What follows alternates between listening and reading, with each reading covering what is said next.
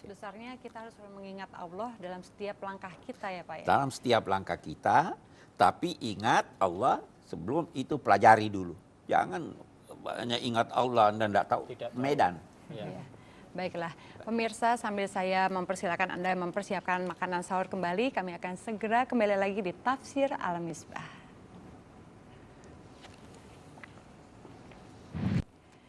Pemirsa, terima kasih Anda masih bersama kami dalam Tafsir Al-Misbah. Ayo, masih ada waktu, silakan makan sahurnya dilanjutkan kembali, jangan sampai bangun telat, nanti nggak sempat sahur ya. Sementara di sahur itu ada berkah, betul ya Pak ya? Itu hadis ya Pak ya? Rasul bilang seperti itu ya. Baik, kita akan lanjutkan kembali Pak uraiannya. Sebelum saya akan berikan kesempatan Mas untuk bertanya. Silakan Pak. Sewaktu kaum musyrik akan meninggalkan kota Mekah menuju ke medan perang, mereka khawatir dari satu suku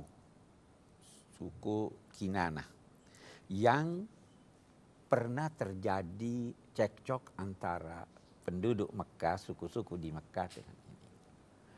Karena kekhawatiran itu mereka ragu untuk jalan. Tapi tiba-tiba mereka melihat ada pimpinan dari suku yang mereka khawatirkan itu berkata, lanjutkan. Jangan khawatir, saya bantu kamu. Oke. Ayat ini menceritakan itu. Dia katakan begini. Izzayyana lahumus syaitanu a'malahum. Renungkanlah ketika setan memperindah buat mereka amal-amal, rencana-rencana mereka atau amal-amal perbuatan mereka. Itu seringkali begitu, ya. Sebenarnya ini enggak baik, tapi setan datang berkata, oh ini enggak apa-apa, ini baik. Ya. Renungkan itu. Di sini penduduk, namanya pimpinannya itu Suraqah, berkata, udah berangkat aja, jangan khawatir. Ini jarun lakum. La ghaliba lakumul yawm minan nas. Tidak ada yang bisa kalahkan kamu. Ayo teruskan. Dia bakar semangatnya. La ghaliba. Ini jarun lakum. Saya ini akan membantu kamu. Setan selalu begitu. Kejahatan selalu begitu.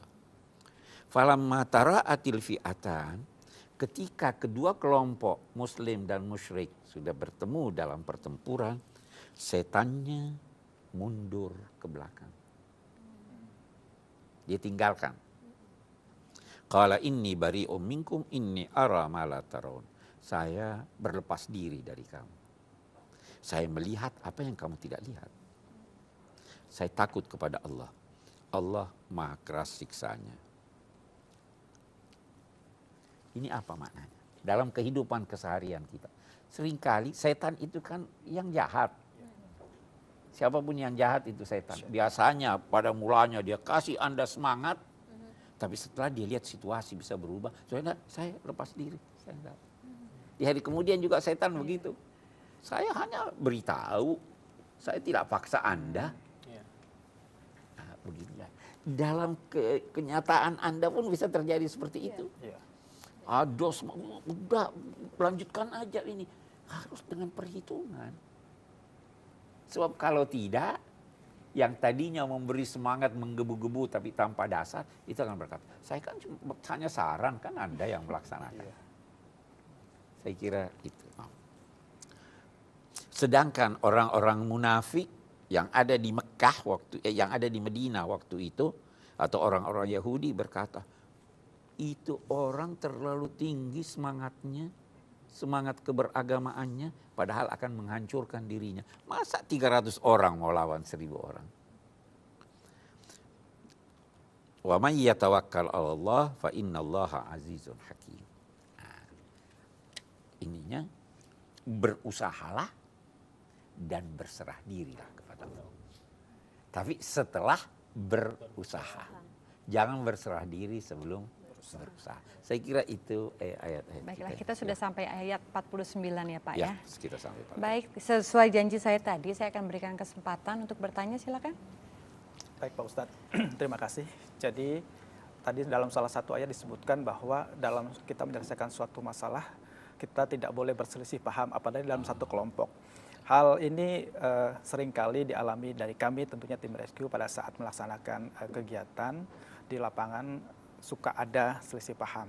Nah, untuk menghilangkan rasa selisih paham tersebut, dengan tentunya rasa optimis untuk keberhasilan dalam tugas-tugas kami, selain dengan mengingat Allah tadi yang seperti Pak Ustadz sebutkan, mungkin Pak Ustadz punya tips lain bagi kami tim rescue pada saat melaksanakan kegiatan di lapangan nanti.